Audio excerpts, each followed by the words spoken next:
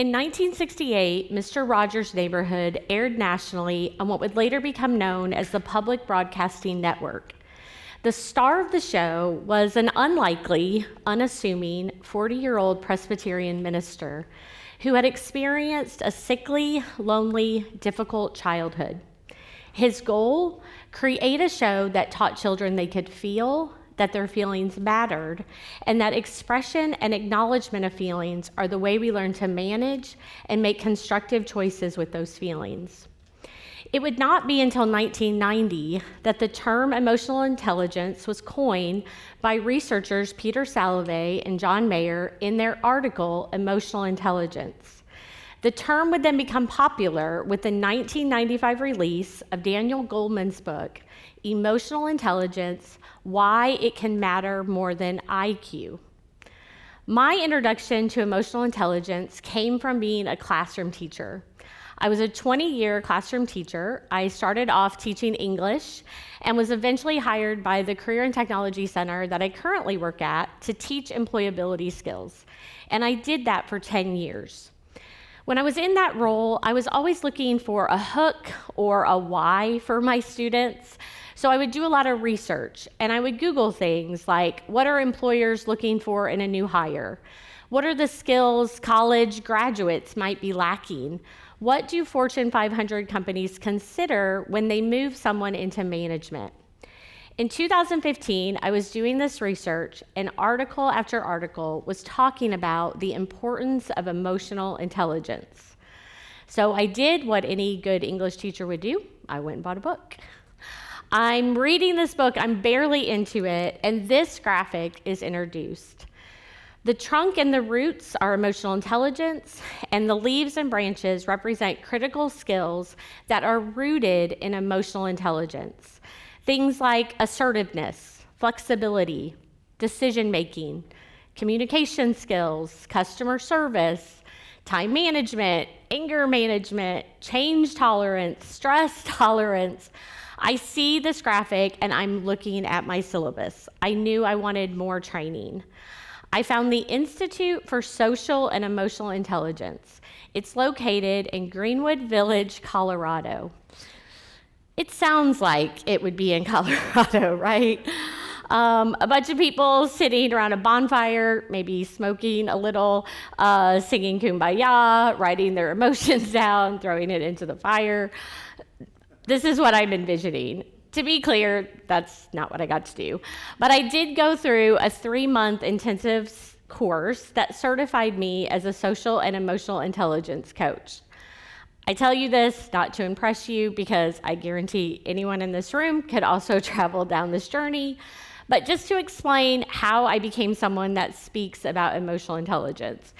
It is not my career, it is not my job.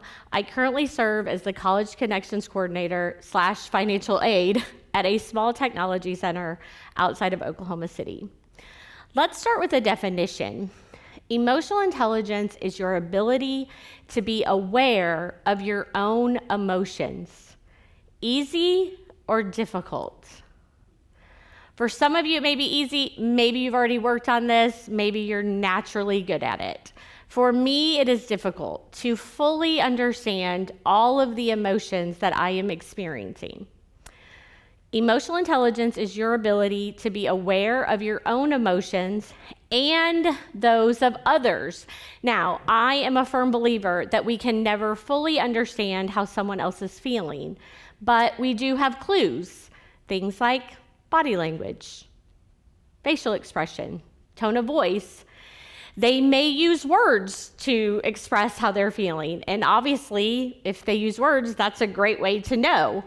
However, we know from our own experience that even if we choose to use words to tell someone how we're feeling, sometimes we don't get into all of the emotions, we don't tell the whole story. Emotional intelligence is your ability to be aware of your own emotions, trying to understand the emotions of someone else in the moment. This is the key phrase. It's italicized for a reason. Most people, not all people, but most people have the ability to have emotional intelligence after the fact. I should not have said that. I should not have emailed that. My face should not have communicated that.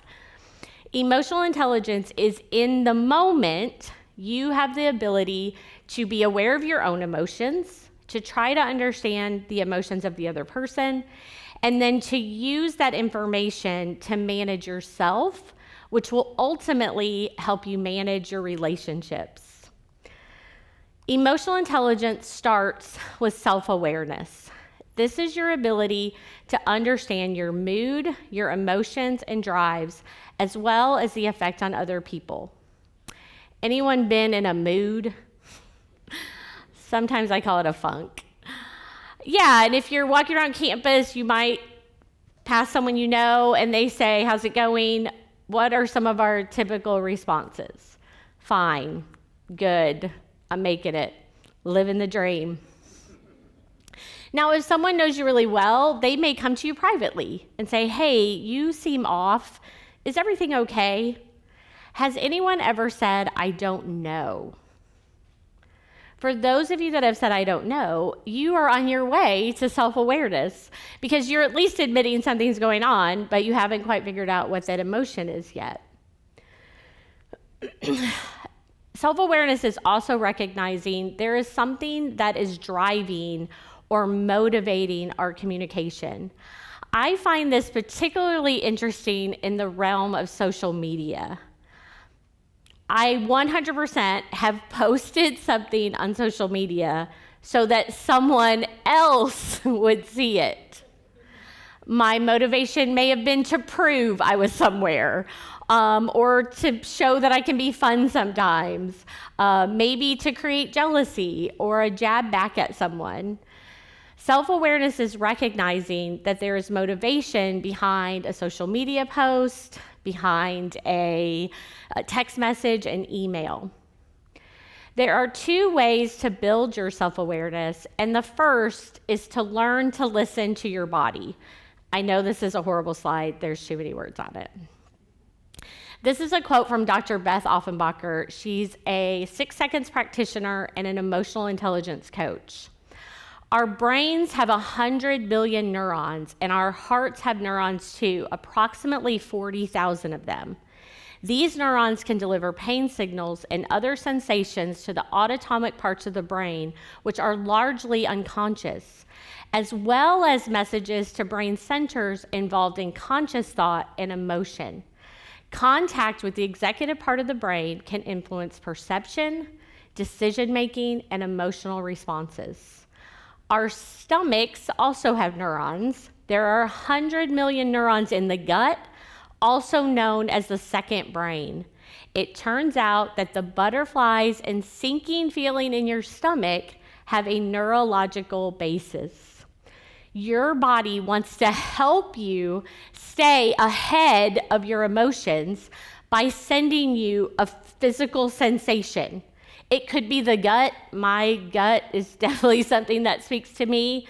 It could be a tenseness in your jaw or forehead or shoulders. It could be a heart rate change, and we have fancy watches that can help us keep track of that.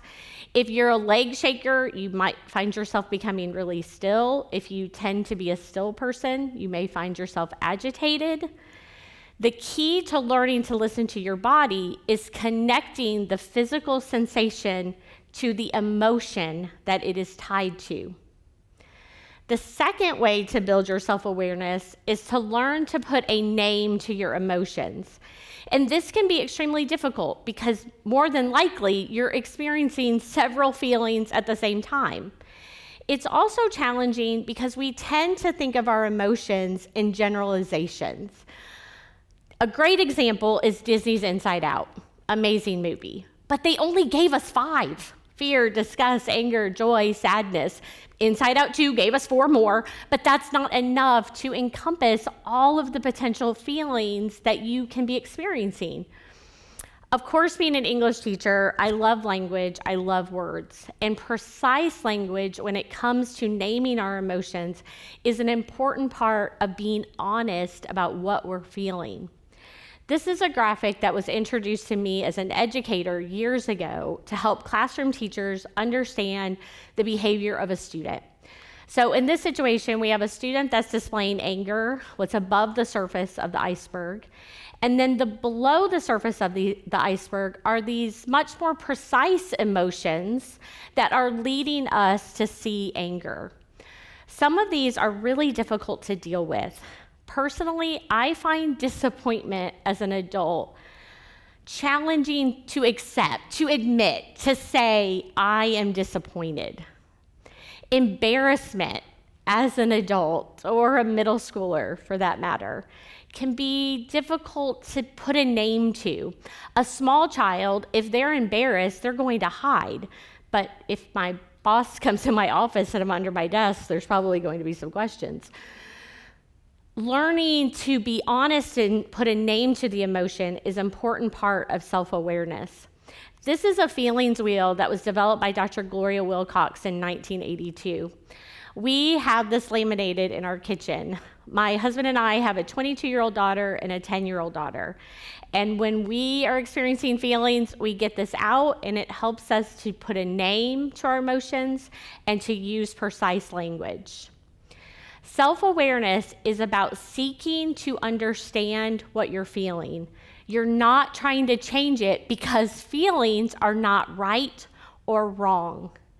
Honesty is important. Recognition alone is sometimes enough to diffuse an emotional response. My parents are amazing humans and were doing the best they could with the information they had at the time. But my mom was a yeller, and she would scream, "Stop crying or I'll give you something to cry about." And I remember being young, 4 or 5 years old, and thinking, no, you gave me something to cry about. You're absolutely terrifying.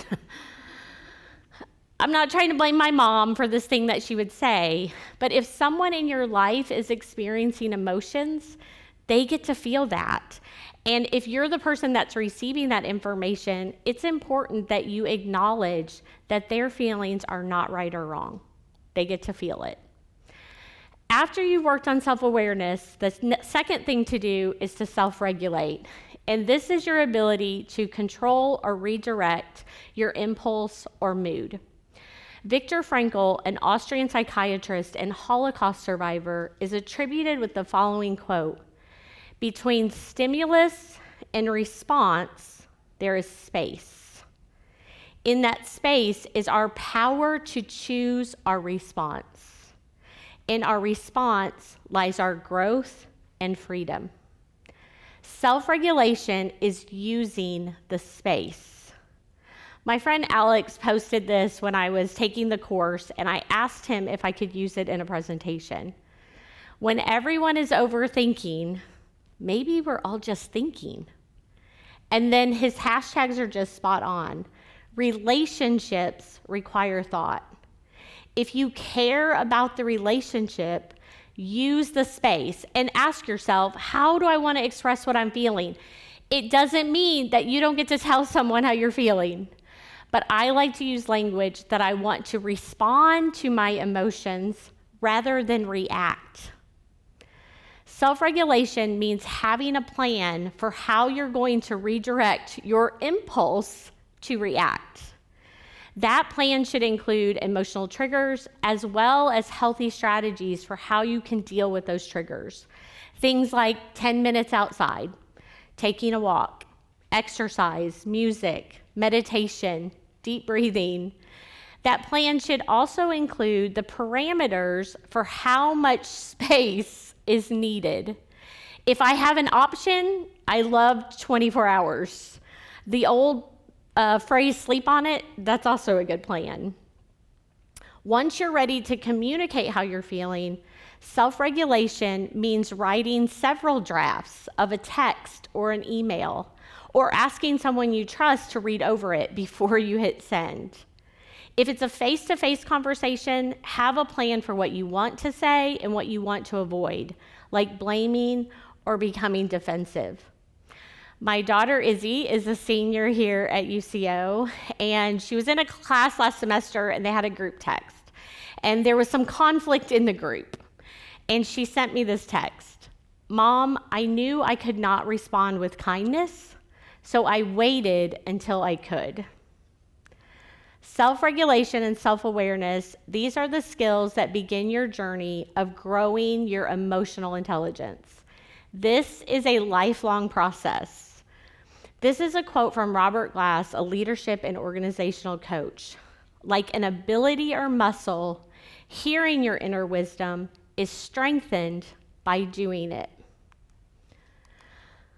I grew up with Mr. Rogers, but to be honest, I always thought his show was boring. It wasn't until I started doing all my research on emotional intelligence that I learned to appreciate what this man did for so many children and adults for so many years. 22 years ago today, Fred Rogers passed away. His legacy continues through his foundation and the cartoon version, Daniel Tiger's Neighborhood. This is a quote from him that I love. There's no should or should not when it comes to having feelings. They're a part of who we are, and their origins are beyond our control. When we believe that, we may find it easier to make constructive choices with those feelings. Thank you.